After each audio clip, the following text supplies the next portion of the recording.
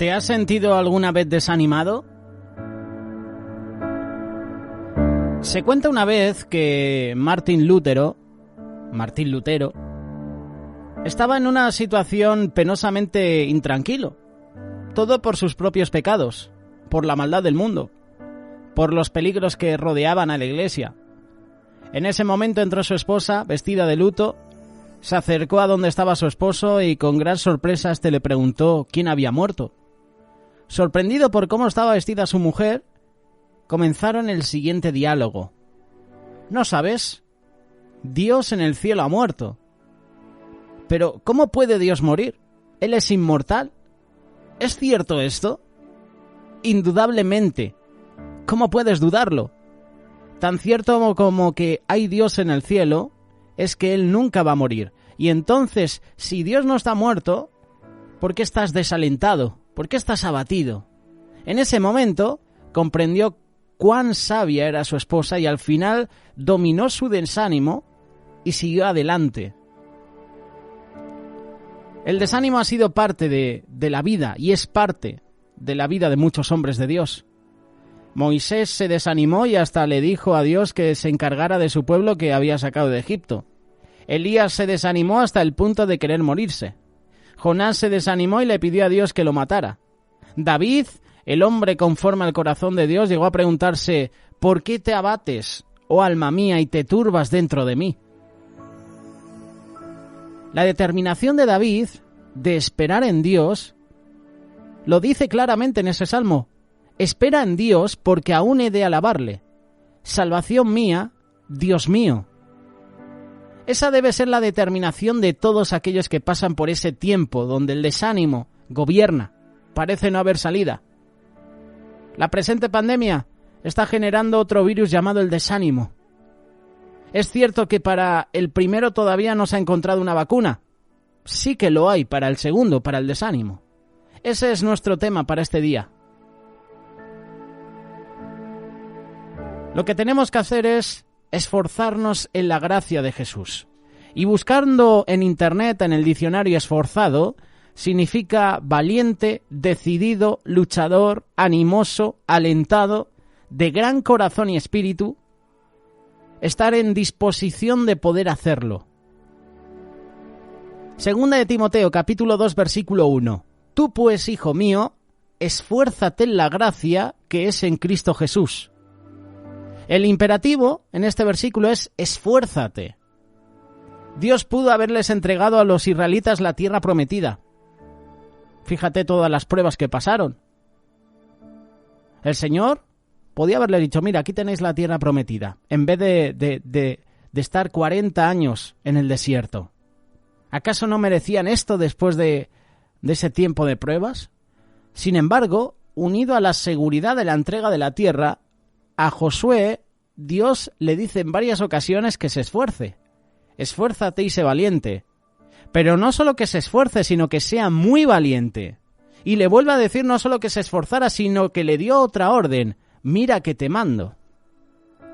Recuerda que Josué fue discípulo de Moisés, y la vida de aquel discípulo estuvo rubricada por la constancia.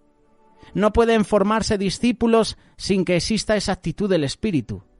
Contamos de parte de Dios con todos los recursos. El esfuerzo es la parte humana para lograr los éxitos, y eso ya nos corresponde a nosotros. Esfuérzate en la gracia de Cristo. En el campo espiritual, el esfuerzo que se aplica para hacer la obra de Dios está respaldado por la gracia del Señor. Y muchos de nosotros estaríamos de acuerdo en señalar que el gran enemigo del esfuerzo es la falta de constancia, falta de disciplina. Tenemos una cantidad de programas inconclusos. Por ejemplo, en el campo del discipulado a lo mejor ponemos a prueba lo mejor que sale todos los años, pero no vemos a lo mejor los resultados. A Timoteo se le pide que se esfuerce frente a las enormes responsabilidades que tenía por delante, pero con la bendición que tal esfuerzo lo haría fusionado dentro de lo que ofrece la gracia de Cristo. No lo iba a hacer solo. La gracia del Señor estaría sobre él. Y es bueno recordar que aunque la gracia nos presenta una salvación gratuita, el discipulado, como lo dijo Billy Graham, lo costará todo. No puede haber discipulado sin esfuerzo alguno.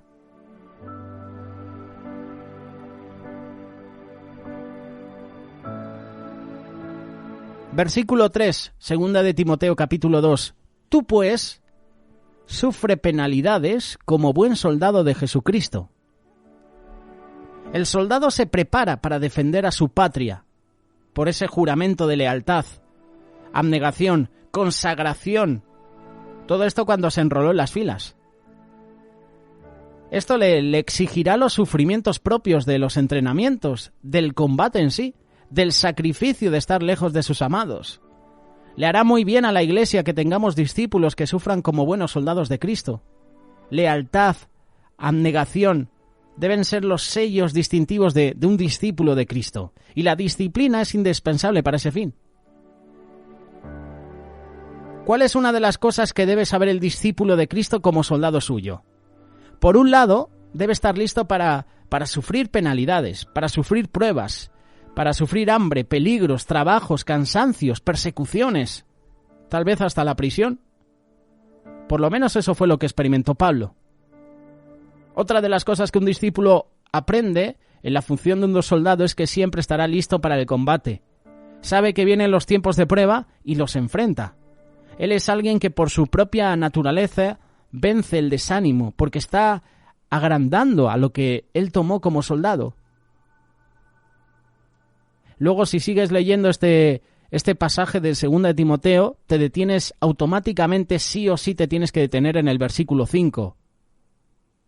Y también el que lucha como atleta no es coronado, sino lucha legítimamente.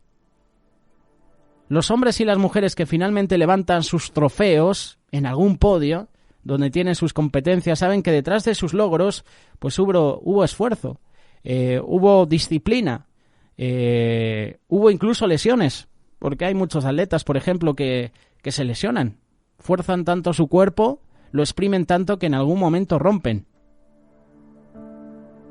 Esta es la visión que tuvo Pablo cuando pensó en aquellos que corren en el estadio. Al traer esta ilustración, quiere que su hijo Timoteo, su hijo espiritual, actúe en su vida ministerial y recuerda lo que él le dijo. Así que yo de esta manera corro, no como a la aventura, de esta manera peleo, no como quien golpea el aire, sino que golpeo mi cuerpo y lo pongo en servidumbre. Estamos hablando del desánimo. Y al hablar del desánimo en la vida cristiana, nada es más desafiante que tener la mentalidad del atleta. El discípulo cristiano como atleta, en lugar de quejarse de todo, golpea su cuerpo porque está propenso a abandonar la carrera. Como dijo Pablo, lo pongo en servidumbre. Y al hacer esto, su ánimo siempre estaba arriba.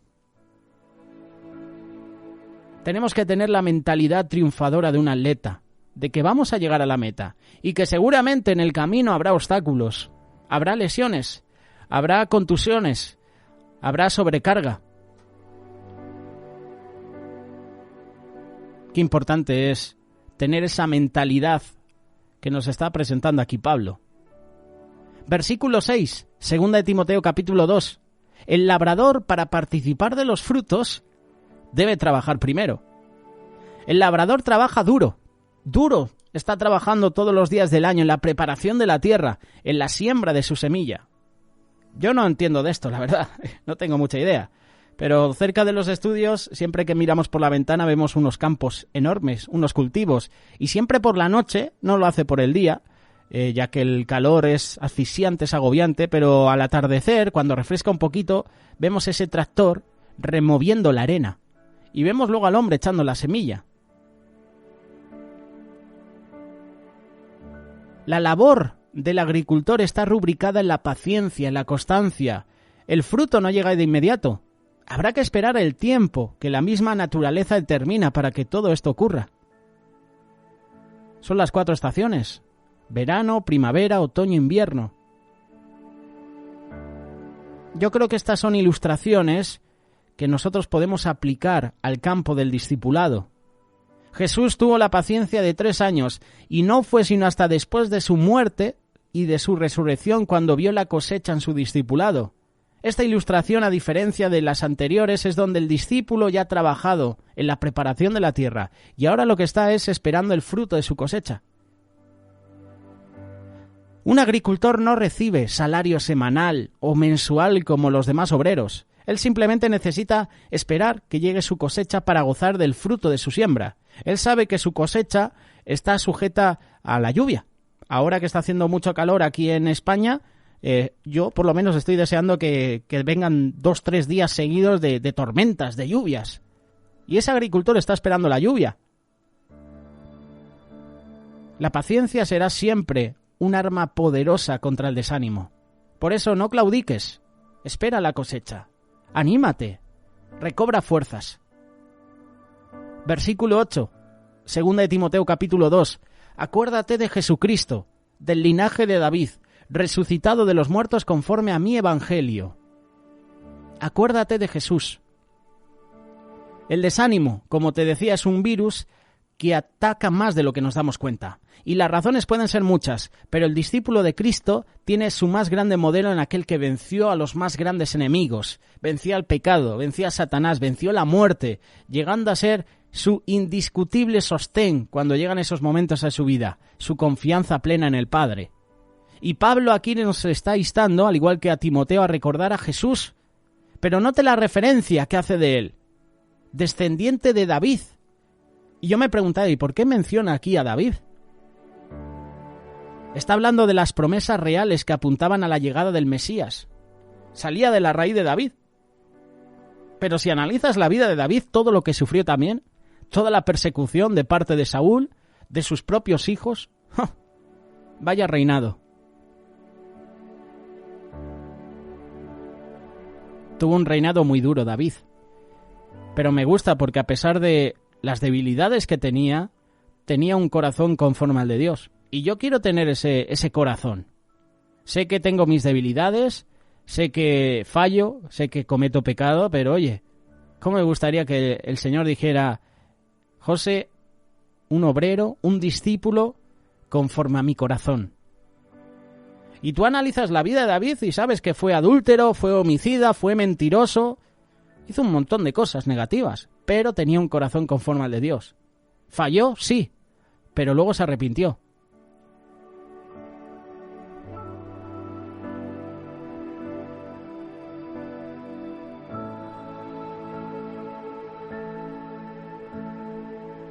Una persona desanimada, ya con esto terminamos, es como la ilustración del hombre que cayó en un pozo del que no podía salir. Pasaron varios días tratando de ayudarlo.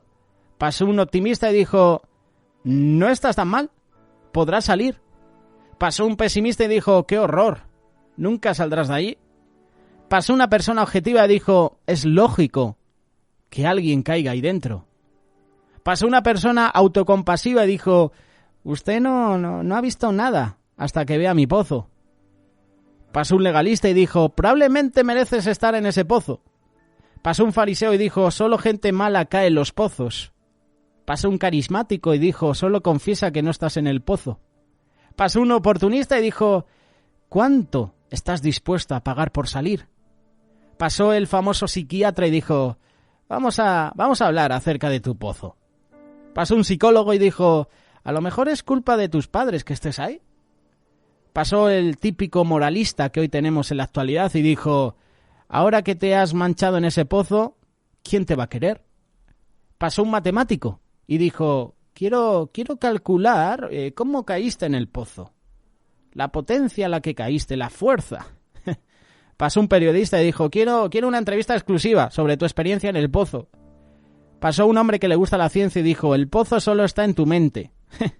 Y pasó un terapeuta y dijo, cree en ti mismo y podrás salir del pozo. Entonces vino Jesús, vino Dios a su encuentro y me hizo sacar del pozo de la desesperación, del lodo cenagoso. Puso mis pies sobre peña y además enderezó mis pasos. En todo el texto que hemos compartido, encontramos este versículo. Considera lo que digo y el Señor te dé entendimiento en todo. Es como si también nos dijera, dedícate a aplicar todo esto a tu vida y vivirás tus propias victorias. Glorificarás al Señor y lo más importante también, vas a ser de bendición para otros. ¿Estás desanimado en este día? ¿Estás pasando por un proceso difícil? Busca al Señor. Búscale hoy. Rodéate de hermanos y hermanas que puedan animarte, bendecirte. Pide consejo en tus pastores. Apóyate en los demás. No te lo comas solo. Levántate. Hoy es el tiempo de hacerlo.